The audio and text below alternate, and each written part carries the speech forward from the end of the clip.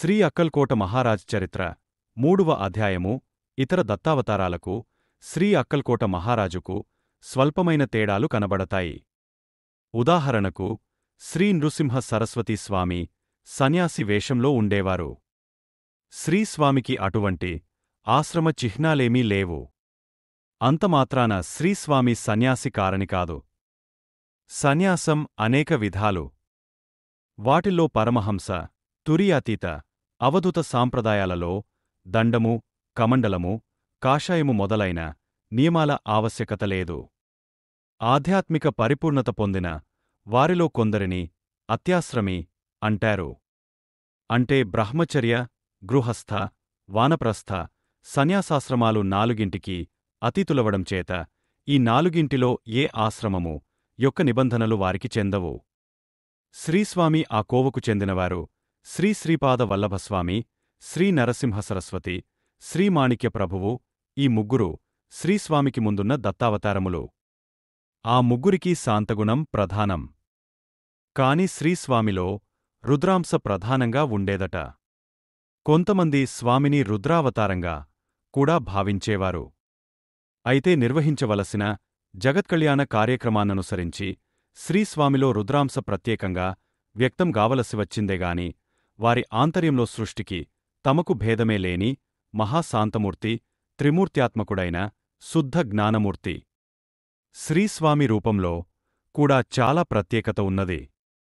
శ్రీస్వామిని బహుకాలం ప్రత్యేకంగా సేవించిన భక్తుడు, శిష్యుడు ఆయనను ఇలా వర్ణించారు. శ్రీస్వామి ఎప్పుడు బ్రహ్మానందంలో మునిగియుండేవారు. ఆయన రూపం చిత్రంగా ఉండేది. ఈయన వయోవృద్ధులైన అవధూత అయినప్పటికీ శరీరం ముడతలు పడక యవ్వనంలో లాగానే ఉండిపోయింది. ఆయనకు భయం, సంకోచం లేవు. వారు సర్వజ్ఞులైనప్పటికీ అలా కనిపించేవారుగారు.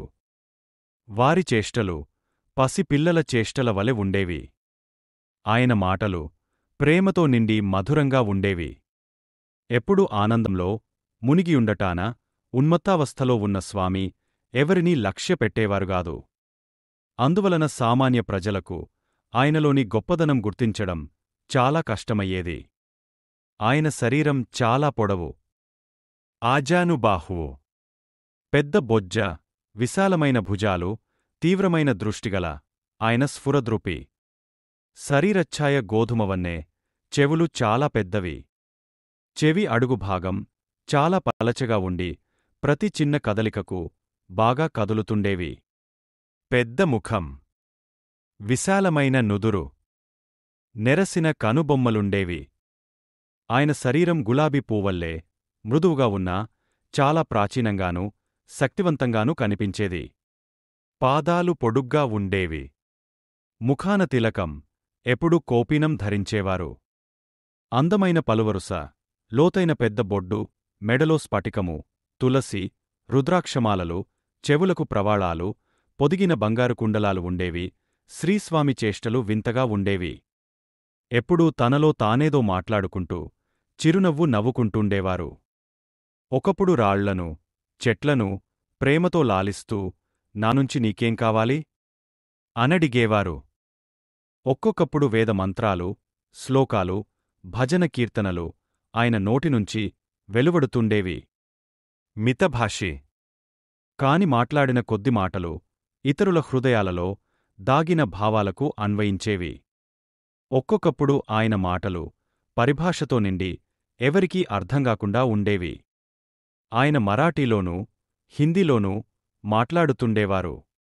ఒక్కొక్క వాక్యం 3 సార్లు పలికేవారు. తరచూ చాలా చెడ్డభాష, తిట్లు, బూతులు ఉండేవి. ఆయనకు హిందూ, ముస్లిము అన్న భేదం లేదు. తరచూ ఆ ఊళ్ళో ఉన్న షేక్ నూరుద్దీన్ దర్గా, ఖాజాపీర్ దర్గాలతో పాటు ఊర్లోని ఇతర ఆలయాలలో గూడా ఆయన కూర్చుంటుండేవారు. శ్రీస్వామికి నియమిత దినచర్య అంటూ ఏమీ లేదు.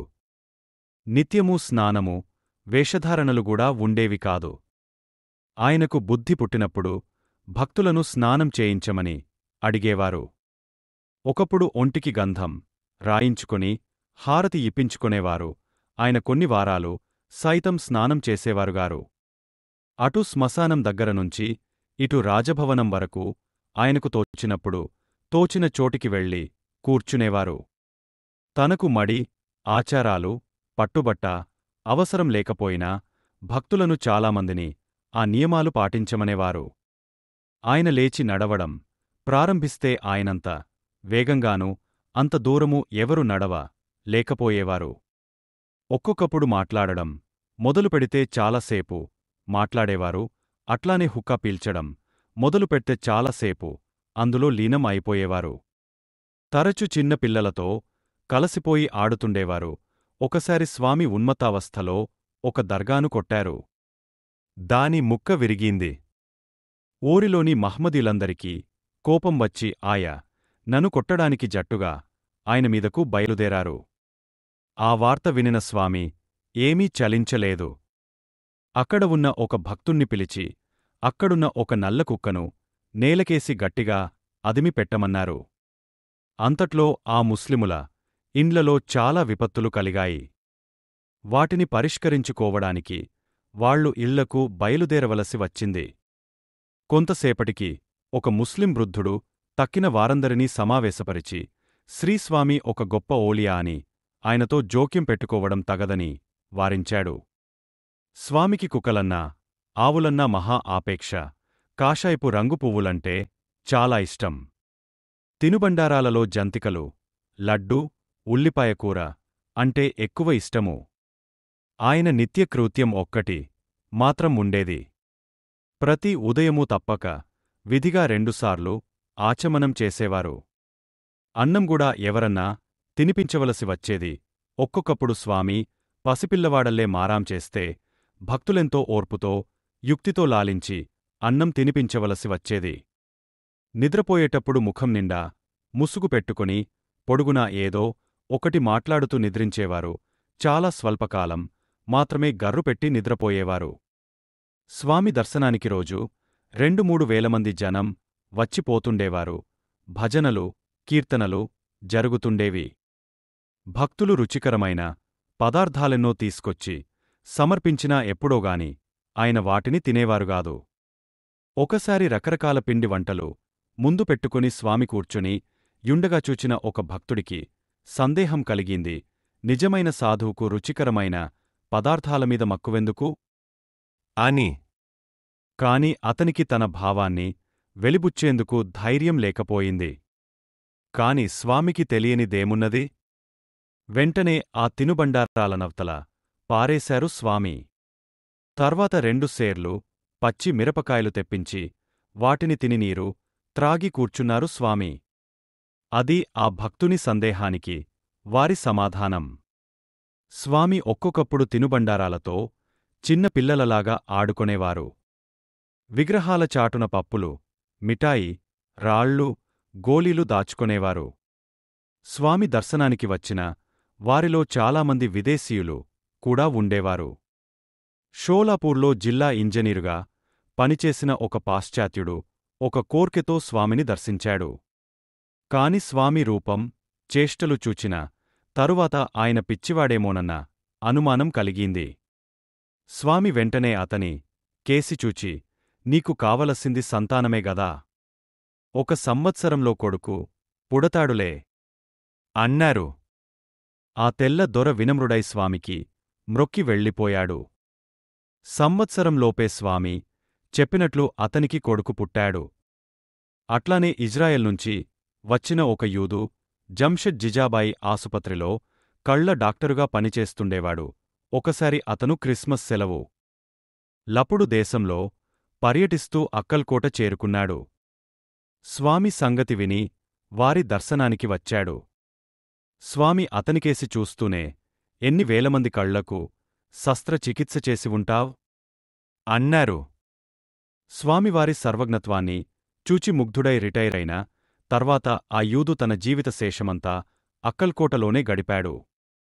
ఒక్కొక్కప్పుడు స్వామి తన దర్శనార్థంగాని పరీక్షించడానికిగాని వచ్చిన వేద పండితులతోనూ లేక నిరక్షరకుక్షులైన పేద పల్లె జనులతోనూ ఎవరికి దగ్గ స్థాయిలో వారితో చర్చించేవారు. సంవత్సరం 1870లో బొంబాయి నుంచి ఒక బ్రహ్మచారి బాబా కొద్దిమంది శిష్యులతో అక్కల్కోట చేరాడు. దర్శనానంతరం బ్రహ్మచారి బాబా బసకు చేరి వంట చేసుకుంటూ తన శిష్యులను బెల్లం కొనుక్కురమ్మని బజారుకు పంపాడు. అదే సమయానికి చోళప్ప మఠంలో కూర్చునియున్న స్వామి ఆ వెధవ లఖూ నాకు పెట్టకుండా బెల్లం తింటున్నాడు అంటూ మారాం చేయడం మొదలుపెట్టారు. స్వామి మాటలలో ఎంత నిజముందో పరీక్షించే అవకాశం కలిగినందుకు సంతోషిస్తూ మంజ్రేకరను భక్తుడొకడు పరుగున బజారుకు వెళ్లాడు. స్వామి చెప్పింది అక్షరాలా నిజమైంది. బ్రహ్మచారి బాబా శిష్యుడు లఖూ పెద్ద బెల్లం ముక్క చప్పరిస్తూ ఇంటికి వెడుతున్నాడు. మంజ్రేకర్ చెప్పిన వార్త విని లఖూ పరుగున వెళ్ళి స్వామి పాదాలమీద పడి క్షమాపణ వేడుకున్నాడు.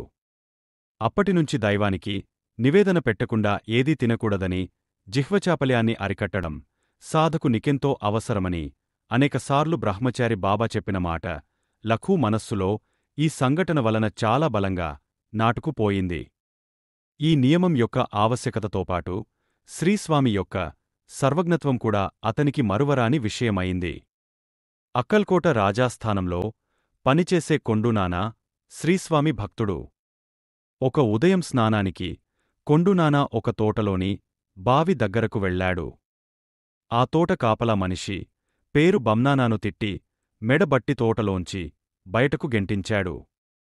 అంత చిన్న నేరానికి అంత పెద్ద శిక్ష విధించినందుకు ఖిన్నుడై నానా మనస్సులోనే స్వామికి మొరబెట్టుకున్నాడు. మరుక్షణమే స్వామి నానాకు కబురు పెట్టి జరిగినదంతా సానుభూతితో విన్నారు. ఆ తరువాత కొన్నాళ్లకు తన పర్యటనలో స్వామి ఆ తోటమాలి నివసించే బంగళాకొచ్చారు. స్వామికి నమస్కరించి కూర్చోమని ఆసనం మీదకు ఆహ్వానించారు. స్వామి కూర్చోకుండా అతనికేసి తీవ్రంగా చూచి బియ్యం కడిగిన నీళ్లు త్రాగి మెదలకుండా కూర్చో అని చెప్పి కోపంతో వెళ్ళిపోయారు. బంకి స్వామి మాటలేమీ అర్థం కాలేదు. కొంతకాలానికి ఒకరోజు తోటలో తిరుగుతుండగా ఏదో పురుగు కుట్టికాలు విపరీతంగా బాధపెట్టింది. అతను కదలకుండా కూర్చోవలసి వచ్చింది. ఎంతమంది వైద్యులు ప్రయత్నించినా ఆ బాధ నివారించలేకపోయారు. చివరికి ఆ కాలు తీసివేయడం తప్పదని వైద్యులు నిర్ణయించారు. చాలా భయపడి దిక్కుతోచక స్వామిని దర్శించాడు. కాని స్వామి అతనితో మాట్లాడడానికి ఇష్టపడలేదు. అప్పుడు మోరోపంతనే మరొక భక్తుని ద్వారా తన బాధను స్వామికి నివేదించుకున్నాడు. స్వామి అతన్ని బియ్యం కడిగిన నీరు త్రాగమని, ఉల్లిపాయ పథ్యం తీసుకోమని చెప్పారు. ఆ వైద్యంతో ఒక వారంలో అతని బాధ తీరిపోయింది. బొంబాయిలో నివసించే ఒక బ్రాహ్మణుడు వ్యాపారంలో చాలా డబ్బు గడించాడు గాని సంతానం లేకపోవడం చేత దిగులుగా ఉండేవాడు. ఒకసారి భార్యాసమేతంగా అతను గాంగాపూర్ వెళ్లి తనకు సంతానం కలిగితే ఆ ఊర్లో 1000 మంది బ్రాహ్మణులకు భోజనం పెట్టిస్తానని శ్రీ దత్తమూర్తికి మ్రొక్కుకున్నాడు. కోరినట్లే సంవత్సరంలోగా బిడ్డ కలిగాడు గాని వ్యాపారంలో అపారనష్టం కలిగి ఆ కుటుంబం పేదరికానికి గురైంది. ఆ దిగులుతో భర్త చనిపోయాడు. కాని అతని భార్య ఓర్పుతో కష్టాలనన్నింటినీ ఎదుర్కొన్నది. ఒకసారి ఆమె పొరుగింటి గృహిణితో తన మొక్కు చెల్లించుకోలేనందుకు బాధను వ్యక్తం చేసింది. అప్పుడా ఇల్లాలు ఆమెను తిరిగి గాంగాపూర్ వెళ్లి అక్కడే శ్రీ దత్తమూర్తికి తన బాధను నివేదించుకుంటే ఆ దయామయుడే మొక్కును చెల్లించుకునే మార్గం కూడా చూపుతాడని ధైర్యం చెప్పింది. వెంటనే ఆమె గాంగాపూర్ వెళ్లి శ్రీ దత్తపాదుకలను శరణు వేడింది. ఆ రాత్రే ఆమెకు స్వప్నంలో శ్రీ దత్తమూర్తి కనిపించి అక్కల్కోట వెళ్లి అక్కడున్న స్వామికి భోజనం పెట్టు, 1000 మందికి భోజనం పెట్టినట్లయితుంది అని చెప్పి అదృశ్యుడయ్యాడు.